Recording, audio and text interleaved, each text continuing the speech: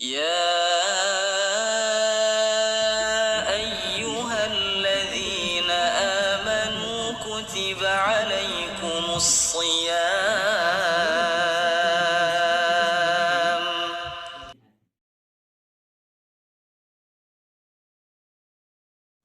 Selanjutnya ialah tausiah yang insya Allah akan dibawakan oleh guru kita, yaitu Ustadz Abu Ilyas Samsurizal Hafizahullah. Jazakumullahu khairan wa barakallahu fikum. Bismillahirrahmanirrahim. Assalamualaikum warahmatullahi wabarakatuh. Alhamdulillahi ala ihsanih wa syukru lahu ala taufiqihi wa amtinanih. Wa ashhadu an la ilaha illallah wahdahu la syarika lahu ta'ziman li sya'nih. Wa ashhadu anna Muhammadan abduhu wa rasuluhu ad-da'i ila ridwanih sallallahu alaihi wasallam wa ala alihi wa ashabihi wa ikhwanih, amma ba'd. Balik hati ini, kokohkanlah hati di atas agama. Kemudian barakallahu fikum ahibati fillah, ma'asyiral ikhwah, ikhwani fid din, tulabul ilmi di majlisi iftar jama'i SIM ya, Cikarang, rahimani wa rahimakumullah. Alhamdulillah, kembali kita memuji Allah Azza wa Jalla dan bersyukur atas berbagai penjagaan limpahan nikmat yang tiada tara dan karunia yang tidak terhingga. Yang sungguh ketika kita memahami apa yang telah Allah tetapkan tentang sifat nikmat darinya kepada kita adalah tidak mungkin kita bisa menghitungnya.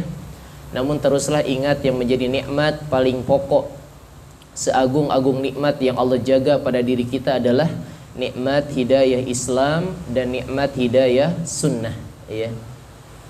Kita kembalikan kepada perkataan yang sangat kokoh dari Al-Imam Al-Barbahari rahimahullah dalam kitab Syarhus Sunnah, Al-Islamu huwa as-sunnah ya. Islam itu adalah sunnah. Ya kata beliau, la yaqumu ahadun, tidak akan tegak yang salah satunya berdiri kecuali dengan yang satunya ya. Inilah dua nikmat yang paling agung, nikmat hidayah Islam dan hidayah sunnah. Yang dengan dua nikmat besar inilah Al-Imam Ahmad bin Hanbal rahimahullah sering berdoa, Allahumma amitni alal islami wa sunnah.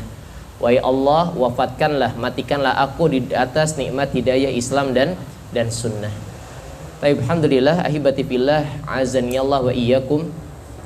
Dan di antara nikmat yang agung yang jelas zahirnya Allah jaga saat kita hadir bersama di tempat yang semoga menjadi tempat yang diberkahi ini adalah Allah masih jaga nikmat kebersamaan kita, waalaikumsalam, di waktu-waktu yang istimewa, di hari-hari yang berharga yang merupakan, ingat perkataan Syekh As-Sa'di rahimahullah tentang Ramadan dan ibadah siam yang wajibnya di siang hari di dalamnya, itu adalah kado istimewa bagi kita ya. Kata Syekh As-Sa'di ketika mentafsirkan ayat 183 surah Al-Baqarah, yaitu tentang ayat yang menjadi dalil penetapan wajibnya syariat ibadah saum, beliau menyebutkan yang paling pertama, kata beliau, dengan ayat ini Allah sedang mengabarkan special gift ya. Kado istimewa untuk siapa? Untuk hamba-hambanya kaum mukminin ya, yang kita termasuk di dalamnya. Maka kita sedang berada di premium time lah begitu ya. Waktu-waktu yang berharga yang di dalamnya Allah hadirkan kebaikan yang berlimpah, yang ketika Nabi mensifati qad ja'akum Ramadan syahrun mubarak, telah datang kepada kalian Ramadan, yakni bulan yang penuh dengan keberkahan, maknanya al khairu al katsir, ini kebaikan yang berlimpah. Kita masih Allah jaga untuk menyempurnakan ibadah-ibadah di dalamnya. Terlebih lagi kita harus sadar diri, kita harus senantiasa memuhasabah diri kita. Ternyata beberapa saat ke depan kita akan memasuki puncak dari Ramadan Syahrul Mubarak. Ini apa? Al-Ashrul Awakhir min Ramadan, 10 hari terakhir di bulan Ramadan. Inilah puncaknya ya. Yang menjadi kebaikan berlimpah, puncaknya adalah di 10 hari terakhir tersebut ya. Tapi oleh karenanya, sebagai pembuka dari faidah yang bisa Anda sampaikan dalam acara bersama antum ikhwan Suzuki rahimani wa rahimakumullah, yakni nasihat yang berawal dari hadis Nabi alaihi salatu wasallam dalam Sahih Bukhari yang harus kita perhatikan. Inilah tolak ukur, inilah penentu, iya, Penentu apa? Penentu dari semua amalan yang sedang kita upayakan, terkhusus pun dengan ibadah Ramadan yang durasinya dibatasi hanya satu bulan. Apakah penentunya? Dalam hadis sahih tersebut, Nabi kita yang mulia alaihi salatu wasallam bersabda, innamal a'malu bil khawatimi.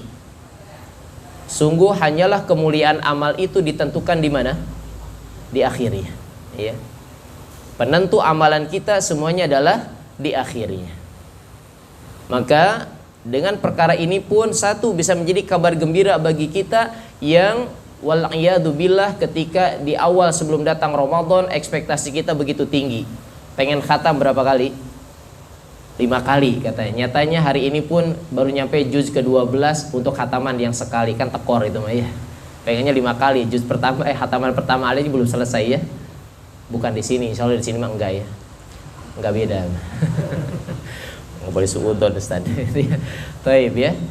Taib. Jadi kita pahami benar, sungguh kita terlalu banyak kekurangan, ketidaksempurnaan dari berbagai ibadah-ibadah yang kita perjuangkan dari awal starting Ramadan ya.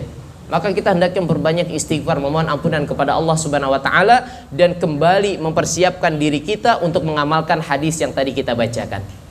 Hanyalah kemuliaan amal ditentukan di penghujungnya ya. Oleh karenanya para ulama yang telah mendahului kita dalam kebaikan ilmu, amal dan ketakwaannya di antaranya menjelaskan tentang apa yang menjadi makna dari hadis tersebut. Di antaranya semisal Syekhul Islam Ibnu Taimiyah rahimahullah, beliau menyebutkan bahwasanya al-ibratu bikamalin nihayah la binuqsil bidayah. Bahwasanya penentu sebuah amalan itu adalah kesempurnaan di akhir, bukan kekurangan di awal. Rata-rata dari kita kurang atau sudah sempurna dari awal? Kayaknya keumumannya kurang ya. Kalau udah sempurna dari awal ya ajib, mumtaz, ini excellent namanya ya. Tapi jarang yang stabil begitu dari awal sudah tancap gaspol. Rata-rata kalau gaspol di awal akhirnya malah melehoy gitu ya. Bilangnya aja jangan kasih kendor gitu ya. Tahu-tahu udah pada di mana, tawafnya di mall gitu ya. Dan seterusnya. Terlalu banyak perusak Ramadan yang akhirnya datang satu persatu bahkan mengganggu puncak kemuliaan Ramadan di 10 hari terakhir ini. Taib ya. Rata-rata keumuman kita adalah kita sadar dirilah. Terlalu banyak kekurangan di awal. Tapi ingat nasihat ini. Ternyata penentu kemuliaan amal itu bukan diukur dari kekurangan di awal, tapi kesempurnaan di akhir. Bolehlah kalau kita pinjam istilah yang mungkin lebih viral di antara anak-anak milenial apa? Happy ending gitu ya. Happy ending. Ya kalau bahasa kita husnul khotimah. Bagus di penghujungnya. Itu pun sama, berlaku untuk amalan ya. Demikian juga datang nasihat dari Al-Imam Al-Hasan Al-Basri rahimahullah. Ketika beliau berkata, ahsin ma baqiya yughfar laka ma madha. Perbaikilah dari kesempatan yang tersisa yang dengannya semoga Allah mengampuni kekurangan engkau di waktu yang telah lalu. Tugas kita adalah perbaiki yang tersisa, kesempatan yang masih Allah bentangkan dari pintu-pintu kebaikan yang kita harus bergegas ke dalamnya. Ingat perkataan Khalid bin Mi'dan rahimahullah, idza futihat ahadukum abwabul khair falyusra ilaih. Jika dibentangkan, dibukakan kepada kalian pintu-pintu kebaikan, maka bersegeralah kalian masuk ke dalamnya. Fa innaka la tadri mata tuglaq. Karena engkau tidak tahu kapan pintu kebaikan itu akan Allah tutup. Enggak tahu kita. Yang diperintahkan adalah musara'ah, ya. yakni bersegera, berlekas-lekas, bercepat-cepat. Taib. Ini nasihat yang mengingatkan kepada kita tatkala kita mengakui terlalu banyak kekurangan, maka dengan rahmat Allah ternyata amalan ditentukan di penghujungnya. Kemudian lanjutan dari perkataan Imam Al-Hasan Al-Basri setelah petikan pertama tadi apa? Perbaikilah yang tersisa, maka Allah akan ampuni kesalahan engkau di waktu yang lalu. Kata beliau, fagtanim ma baqiya, manfaatkan kesempatan yang masih ada. Ya. Apa kata beliau? Fa innaka la tadri rahmata rabbik. Karena engkau tidak mengetahui di mana Allah menyimpan rahmatnya untuk engkau. Apa kata beliau? Rubama sa'atun min asril awahir min Ramadan. Boleh jadi rahmat Allah yang sempurna itu hadir di beberapa saat akhir-akhir Ramadan. Di beberapa saat akhir-akhir Ramadan ya. Maka keadaan-keadaan yang menjadi nasihat dari para ulama tersebut tentu saja kembali kepada petunjuk Nabi kita yang mulia alaihi salatu wassalam. Lihatlah penuturan dari saksi orang-orang terdekat, orang-orang yang dicintai oleh beliau, terutama istri-istri beliau. Terutama lagi Aisyah radhiyallahu taala anha. Dalam hadis Sahih Bukhari dan Muslim, Aisyah radhiyallahu taala menuturkan bagaimana keadaan Nabi ketika masuk 10 hari terakhir. Yang kita berapa saat nih maghrib ini mau masuk 10 hari terakhir ya. Maka kata Aisyah radhiyallahu taala anha, kana an-nabiyyu sallallahu alaihi wasallam idza dakhala al-ashral awakhir min Ramadan. Adalah Nabi alaihi salatu wasallam ketika masuk 10 hari terakhir Ramadan, maka sifat ibadah beliau ada 3. Yang pertama, bagaimana keadaan beliau? Syadda mi'zarah. Iya. Beliau mengencangkan ikat tali pinggang atau kain ibadahnya. Disebutkan oleh Al-Hafidz Al-Imam Ibnu Hajar Al-Asqalani rahimahullah dalam kitab Fathul Bari Syarhus Sahih Al-Bukhari, kata beliau yang dimaksud syadda mi'zarah 2 maknanya. Yang pertama yakni beliau i'tizal min nisa'ihim. Beliau menjauhkan diri dari istri-istri beliau. Atau ijtinabul jima, menjauhkan diri agar tidak berhubungan dulu dengan istri-istri beliau. Yang kedua adalah jihadu lil ibadah, lebih menunjukkan kehebatan beliau dalam ibadah. Karena dalam hadis yang lain, karena Nabi alaihi wasallam idza dakhala al-ashr awakhir yajtahidu, ya, atau yajtahidu fil ashr awakhir. Adalah Nabi semakin hebat ibadahnya tatkala masuk 10 hari terakhir. 20 hari yang sebelumnya aja Nabi udah hebat ibadahnya ya. Tapi masuk 10 hari terakhir lebih hebat lagi. Ini makna dari sifat keadaan Nabi di 10 hari terakhir, syadda mi'zarah. Ya, mengencangkan ikat kain ibadahnya, bermakna 1, menjauhkan diri agar tidak berhubungan intim lagi dengan istri untuk 10 hari terakhir ini. Yang kedua, untuk menghebatkan ibadah beliau, mengencangkan ibadah beliau lebih bersungguh-sungguh lagi. Yang kedua, kata Aisyah radhiyallahu ta'ala anha, yakni wa ahya lailah. Sifat ibadah Nabi masuk 10 hari terakhir adalah menghidupkan malam-malamnya. Kata Ibnu Hajar, bisahari lil ibadah. Nih ya, jadi kalau untuk karakteristik sifat Nabi ibadah yang kedua, maka perkataan begadang jangan begadang itu nggak berlaku dulu. Justru untuk saat ini begadang yuk begadang gitu ya, bukan begadang jangan begadang ya. Sekarang begadang yuk begadang, tapi begadang liiqamati ibadatillahi azza wajalla, untuk menegakkan ibadah. Saat itulah begadang akan menjadi sebab kebaikan yang berbuah manis bagi kita semuanya kelak ketika berjumpa dengan Allah. Tunjukkanlah Anda yang jago begadang, yuk begadang mulai malam ini. Itu. Kok bisa Ustaz, besok masih ada tugas, sih atur waktunya. Ya. Karena tetap apa yang menjadi ibadah utama untuk berburu Lailatul Qadar yang disebut itikaf hukumnya sunnah. Tapi antum besok masih punya jam kerja, hukumnya wajib. Jangan tertipu, jangan magrur ya. Silakan atur nafas ibadah antum ketika masih punya amanah kerja di perusahaan, karena resiko apa? Antum semua masih ngurusin perusahaan batur ya. Kalau punya perusahaan sendiri mau tutup dari Syaban juga manggawe gitu ya. Perusahaan orang lain antum terikat waktunya gitu ya. Tapi jadi menghidupkan ibadah. Dan kata Ibnu Qayyim al-Jauziyah rahimahullah, Allah telah mengizinkan kita sekitar 340 hari lebih, silahkan kalau memang benar ternyata kita disibukkan dengan urusan dunia. Tapi 10 hari ini Allah meminta kita untuk putus dengan urusan dunia. Bisa? Berat. Berat ya. Kadang 10 hari terakhir ternyata perusahaan makin kenceng target gitu ya. Tapi kata Ibnu Qayyim, Allah hanya minta 10 hari saja. Dari kalender Hijriah sekitar 354 hari, silahkan 340 hari lebih untuk mengejar dunia, tapi 10 hari Allah minta untuk qat'un min umuri dunia, putus komunikasi kita dengan urusan dunia. Ya. Ini untuk berburu Lailatul Qadar. Yang ketiga kata Aisyah, yakni wa aiqadha ahlah, membangunkan keluarga, maksudnya istri beliau ya. Istri-istri beliau pun diajak untuk menegakkan ibadah salat di malam-malam tersebut ya.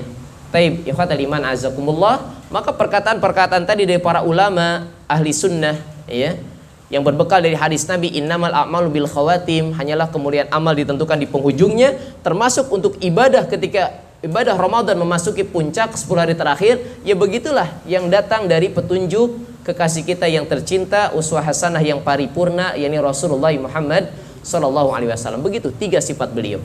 Ya. Mengencangkan tali ikat pinggang dengan makna tadi ya, kemudian menghidupkan malam, kemudian membangunkan keluarga beliau untuk sama-sama ibadah.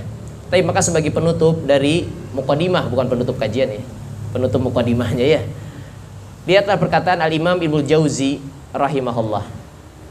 Ini nih ya, harusnya nonjok nih, nendang nih kalimat nasihat dari beliau. Beliau mengambil pelajaran dari apa? Kuda-kuda pacuan yang sedang berlomba di lintasan pacuan kuda ya. Diambil pelajaran ulama tersebut. Kata beliau, innal khaila, sesungguhnya kuda pacuan. Lihat kuda pacuan, karakter kuda pacuan ya. Kapan? Ketika syarafat binihayatil madmar, ketika kuda pacuan tersebut sudah masuk lap terakhir, last lap gitu ya. Antum bayanginnya Marquez sih, Rossi, Mandalika antum ya. Kuda pacuan ya, kuda pacuan ya. Tapi mungkin sama karakter pembalap juga masuk lap terakhir ya gaspol juga mungkin ya. Tapi ulama ini mengambil pelajaran dari makhluk Allah, dari hayawanat, yakni kuda pacuan ya. Taib. Maka ketika masuki lap terakhir, apa yang terjadi dengan kuda pacuan? Kata beliau, yakni badla usaral jihad. Maka kuda pacuan tersebut nampak mengerahkan seluruh energi dia, seluruh energinya. Untuk apa? Untuk menjadi litafuza as-sabaq, untuk menjadi pemenang dari perlombaan tersebut. Dikerahkan tuh seluruh kemampuannya.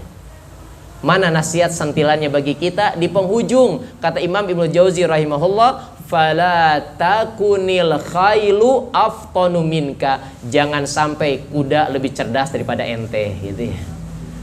Hati-hati ini. Kalau kita 10 hari terakhir malah melehoi, berarti kuda pacuan lebih cerdas daripada kita. Ya. Jangan sampai ya. Tapi maka ya bolehlah. Sekarang kita petik lagi, masuk 10 hari terakhir kalimat yang lebih viral, yuk kita lebih gaspol lagi. Jangan kasih kendor ya.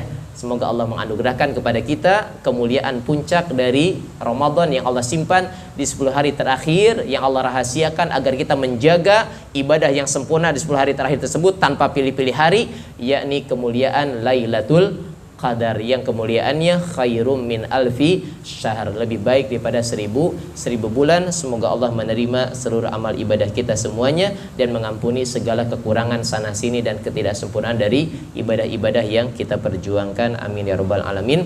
Demikian sebagai muqaddimah. Adapun waktu yang masih lapang insyaallah akan kita manfaatkan dipandu oleh akhina Al-Fadil bila ada soal jawab untuk menambah faidah majelis iftar kita sore kali ini. Barakallahu fikum, falyatafadhal mashkura.